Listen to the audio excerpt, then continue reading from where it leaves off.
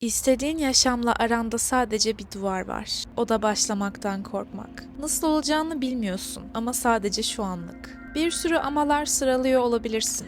Ama şu an bütçe ayıramıyorum. Ama şu an zaman ayıramıyorum. Ama hazır değilim. Ama ekipmanım yok. Ama başka işlerim var. Tüm bu amalara çözüm bulmaya çalışırken kendini bir tepeye çıkmaya çalışıyor gibi hissedebilirsin. Nasıl hissettiğini biliyorum. Büyük hedeflerin ve hayallerin olduğunu biliyor ama onlara nasıl ulaşacağını bilmediğin için artık bıktığını hissediyorsun. Giderek daha uzakta görünüyor. Sanki tüm potansiyelini boşa harcıyormuşsun gibi geliyor. Sonuç olarak hiçbir şey yapmıyorsun. Çünkü ne kadar çok düşünürsen her şey o kadar bunaltıcı ve imkansız geliyor. Burada bir tuzak var ve bu tuzağa ben de düştüm. Hayatımı değiştirmenin ne kadar zaman alacağını ve ne kadar çok çaba harcamam gerektiğini düşündüm. Değişimin ilk noktası başlamak yerine başlamamaktan vazgeçmem oldu. Hayatımın benim için değişmesini beklerken kendimi mutsuz ve boş hissetmeye devam etmek istemedim. Yakın zamanda bu amalarla boğuşmanın daha kolay bir yolunu buldum. Bu da her gün bir adım atmak ve düşünce şeklini bu yönde değiştirmek.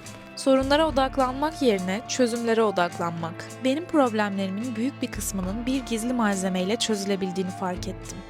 Yaratıcılık. Yaratıcı olmayı denemek, değişmesini istediğim şeylerin değişmesini beklemeden başlayabilmemi sağladı. Bu kanala video çekmeye başlamadan önce de birçok şeyin değişmesini istiyordum. Çünkü ortaya çıkardığım videoların çok iyi ve profesyonel olmasını istiyordum. Ama bunun sadece güzel bir çalışma alanına ve iyi ekipmanlara sahip olmaya bağlı olduğunu sanıyordum. Bu yüzden daha geniş, daha az karmaşık, güzel bir çalışma alanını, ekipman almak için bütçeyi, zaman ayırabilmek için okuduğum sinema bölümünden mezun olmayı bekledim, durdum. Ama sonra aslında başlamanın bana bu güzellikleri getireceğini fark ettim. İşte bu yüzden bu Amazon kutusunu bir ağaç eve dönüştürdüm. Çocukken hep bir ağaç evim olsun isterdim. Şimdi içine sığamayacak olsam da bir ağaç evim var. Arada bir ziyarete geleceğim. Şimdilik hoşça kal ağaç ev. Bu videolar ve kanalım bir gün bana büyük miktarlarda para ve kitle getirse de getirmese de elimdekilerle en iyisini yapmaya çalışma sürecinden hoşlanmaya başladım. Bu kez elimde bir kargo kutusu var. Ülkenin ekonomisi ve insanların ekonomik durumu kötüleştikçe siparişlerim durma noktasına geldi. Bu yüzden yeni malzemeler alamadım. Ama en son gelen malzemelerimin kargo kutusunu kullanarak bir ağaç evi dioraması yapmaya karar verdim. Problem şu, içimizdeki çocuğu mutlu etmek için fazla zamanımız olduğunu düşünüyoruz. Ama yok.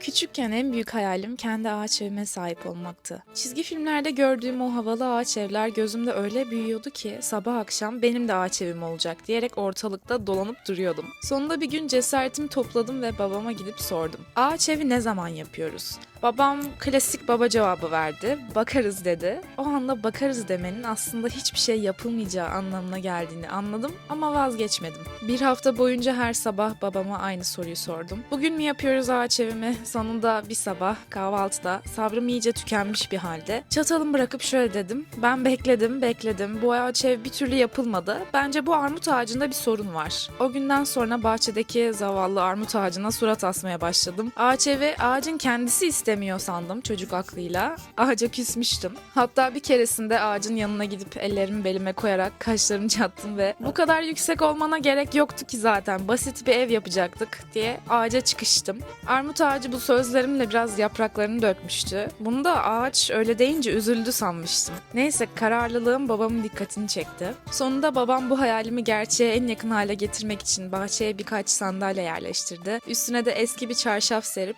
bak geçici ağaç evin hazır dedi. Başta bu tam bir ağaç ev değil dedim ama sonra ne yapacağımı buldum. Sandalyelerden kurulan geçici ağaç evin bir tarafına eski battaniyeleri yanına da karton kutuları getirip dizdim. Bu giriş katı üst katları da yapacağım diye ağaç evi kendim yapmaya başladım. Ben onunla uğraşırken yan komşu teyze pencereden seslendi. Ne yapıyorsun orada? Ben de göğsüm gere gere ağaç ev yapıyorum orada yaşayacağım diye bağırdım. Teyze baktı. Birkaç sandalye ve çarşaftan başka bir şey yok. Güldü ve bir çocuğa asla verilmemesi gereken bir cevap verdi. Ama bu sadece bir çarşaf ve karton kutular diye sordu. Hiç duraksamadan bu haliyle bile gayet kocaman bir ev diye cevap verdim ve önüme döndüm ama sinirlendiğimi hatırlıyorum.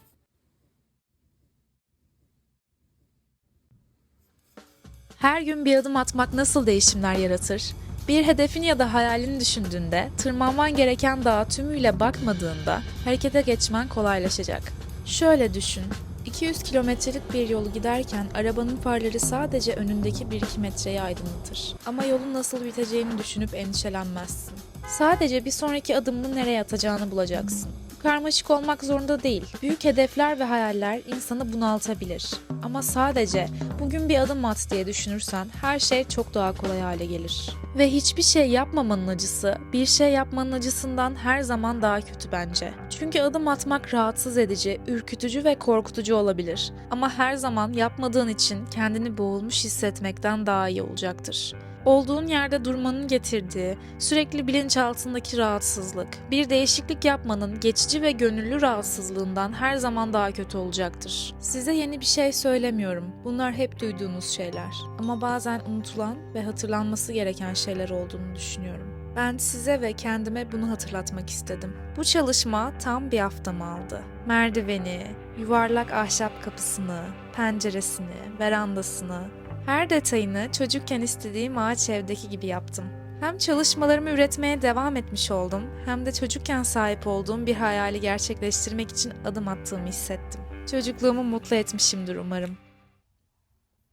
Yorumlarda sizin çocukken neleri hayal ettiğinizi yazmanızı istiyorum. Belki bazı günler fazladan bir motivasyon hissedersin ve bir adım yerine 3 adım atmaya karar verirsin. Belki de bazı günler kendini hiç iyi hissetmezsin ama kendine sadece bugün küçük bir adım diye hatırlatırsın. Önemli olan ileriye doğru hareket ettiğin. İsterse sadece küçük bir adım olsun. Bu adımlar birikir ve farkına bile varmadan o dağın zirvesini biraz daha net görmeye başlarsın. Konfor alanının duvarları seni daha fazla sıkıştırmadan bunu dene.